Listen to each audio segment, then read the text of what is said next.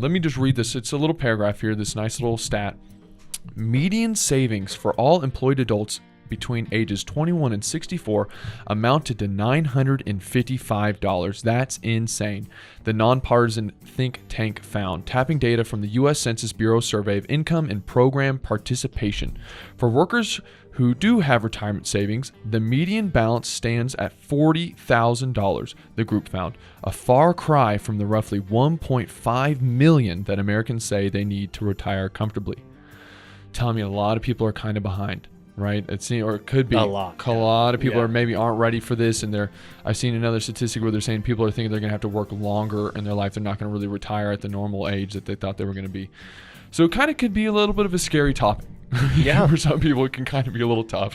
But is there a certain place you kind of want to start with here? Do we want to... First, let's go back. So one, you always have to take the stats that we read with, and you got to, with any statistics and with any headlines, you got to read between the lines a little bit. One, that's a wide range of people, right? Yep. That's from 21 to 64. That's like the difference between the savings of, the 45 to the 65 group is going to be significantly higher, most likely, than the group from 20 to 30, right? And so that is, so keep that in mind as well, because most of the wealth is going to be held in those later years, with an average going up significantly from that. So that 922 is a really, really, really scary stat overall. Yeah. The average savings. Hook. Yeah, it's a great hook. It's a great hook. But it's accounting for a lot of people that are probably just beginning their earning career too. And so you probably have to segment that, would be my guess, right? Yeah, you just pulled it up. Average retirement savings approximately 300,000 with median of about 115 from 45 to 54. So significantly higher, but not quite enough to retire on, you would say. So what does that tell us?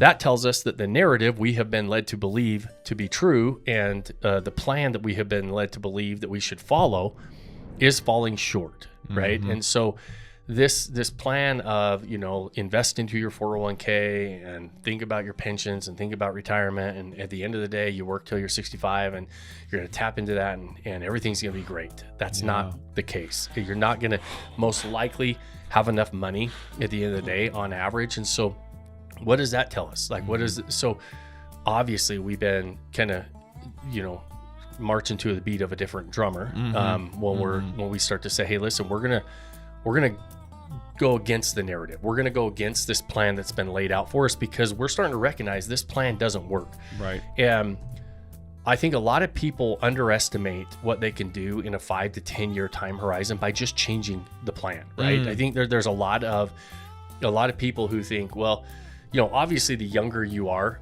and the younger you can start with something else. And I mean, it goes back to what we preach, first and foremost is personal responsibility, really saying, hey, I'm going to be self-reliant. I'm going to be personally responsible for what I am going to do with my life down the line. I'm not necessarily just going to buy in to the narrative that's been written for me by somebody else on a different plan that might work for somebody else for, maybe a few generations back. Social Security, they say in 6 years is going to be bankrupt. There's not going to be any more money on Social Security. So, people were worrying about if Social Security is part of your retirement plan, and you're not retired already. You're 7 years out. Yeah, you're apparently we're going to be out of money in 6 years. And it is that, all of those things, and we've been seeing this for quite a while now. Yeah. That the narrative and the plan, the old school plan of go to college, get a job, put money in your 401k